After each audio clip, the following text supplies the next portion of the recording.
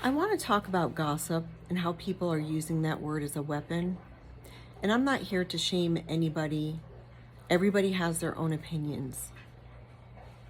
But I know that this subject has been addressed by quite a few people in regard to Daystar or any of the other ministries that are going through exposures.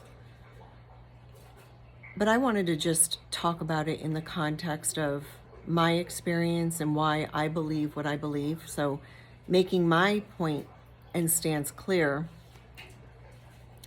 I do not believe that talking about any type of abuse, SA, corruption is necessarily gossip.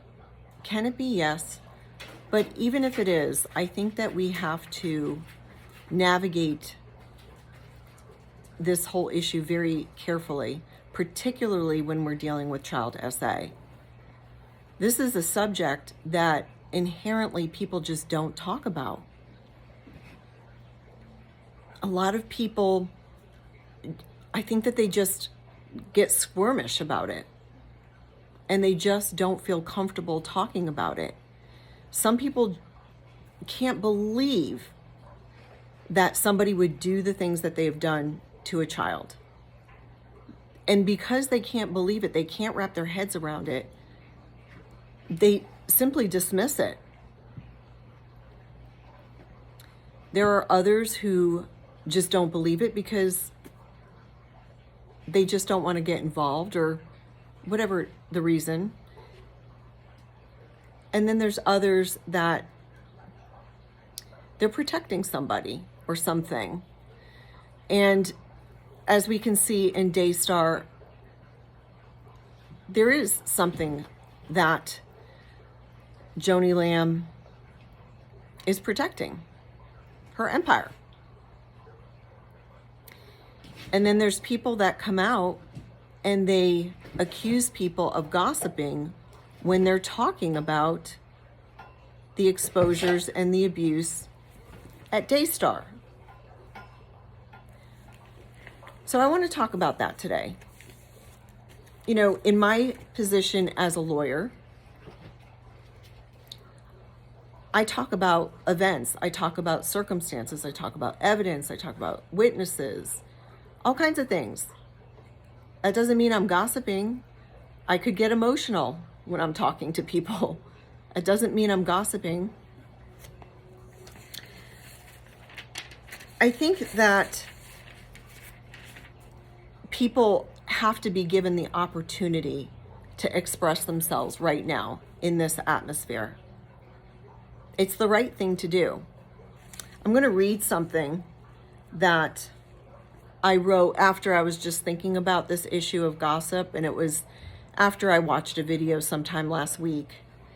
And before I do, I just want to make it very clear, if you can't tell already, what my stance is on this position. I don't believe that discussions on corruption, exposing abuse, exposing SA is gossip. I think that we should be talking about it. So I'm just going to read from what I wrote, which was just something I jotted down while I was thinking about it, and we can move on from there. So this is what I wrote. Gossip. I had a problem with people using this word in the context of the IHOP KC scandal. I did not pay much attention or give it that much thought other than to conclude that the user of that word was hiding something. I can clearly recall the post-October 28th, 2023 exposure of Mike Bickle, where Dr. Michael Brown went on stage at IHOP KC, and me and a friend of mine that I'm not going to disclose her name were texting each other while we watched. We were both very disappointed to hear Dr. Michael Brown instruct everyone to be silent, and if he did not use the word gossip, my impression was that if anyone did speak about the allegations, that they were gossiping. Using the word gossip in the context of SA allegations is dangerous. Most SA victims never obtain justice through a court. Calling them and others a gossip is dangerous, and it victimizes them all over again. They may have been called a liar at some point when they mentioned the crime or abuse against them.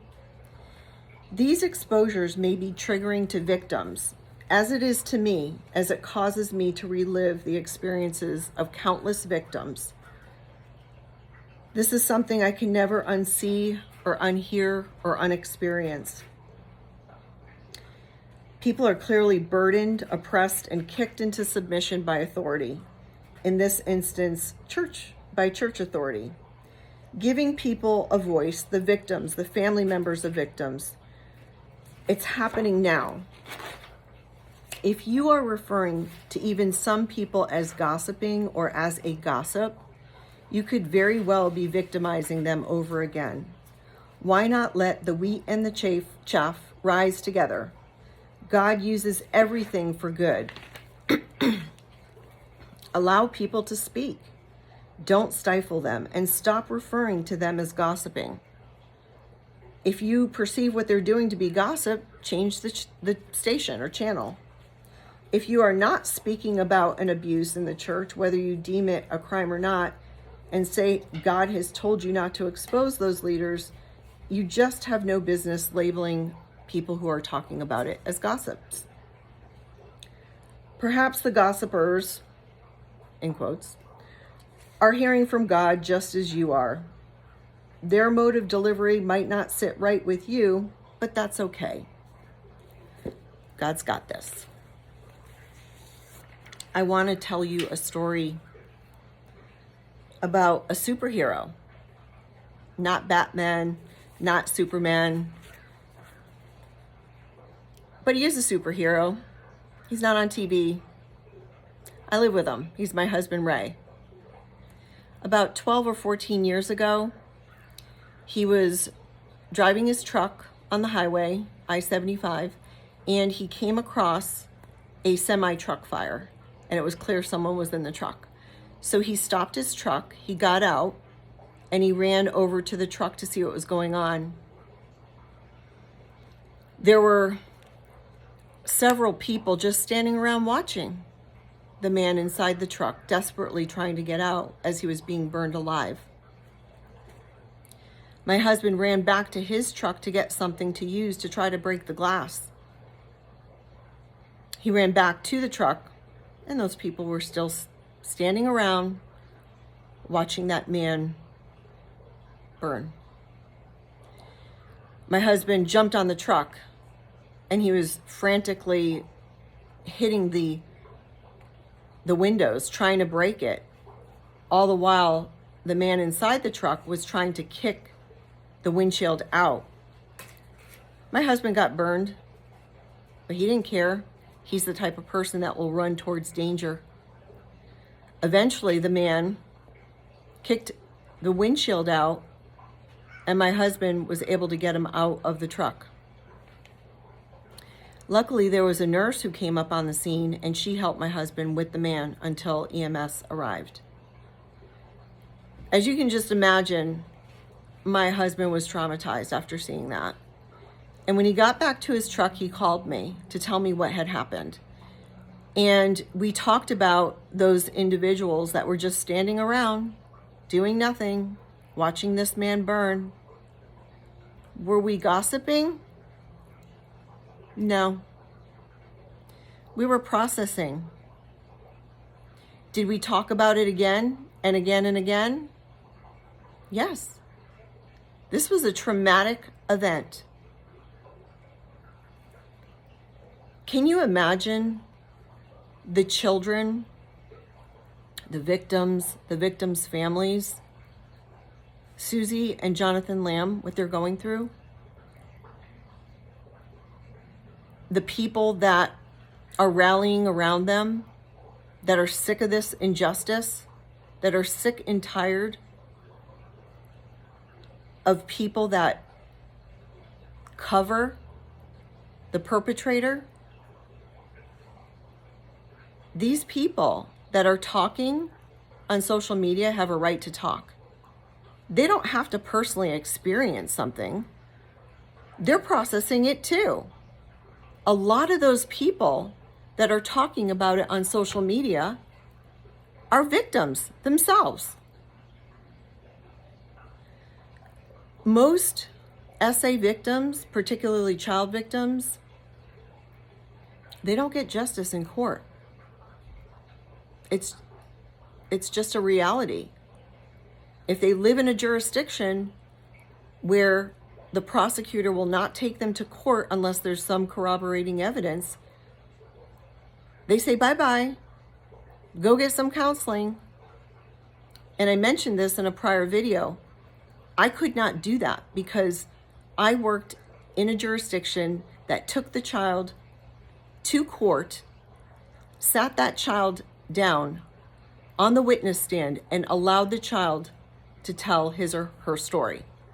And that's evidence.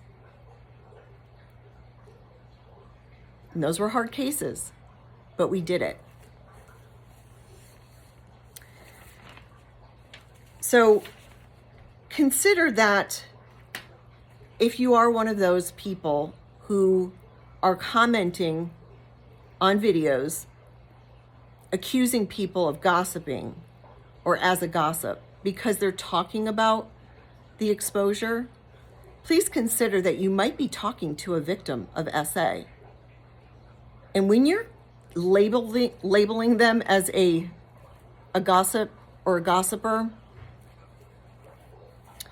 you're re-victimizing them.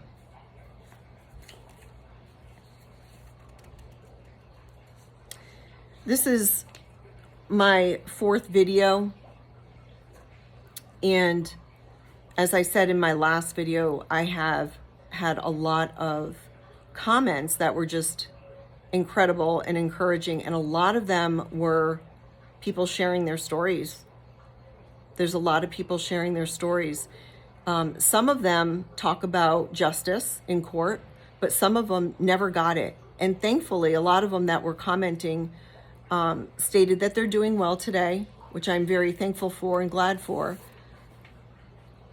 But in this current atmosphere that we're in, I just want to caution people to be careful when you are using that word gossip or a gossip or gossiper.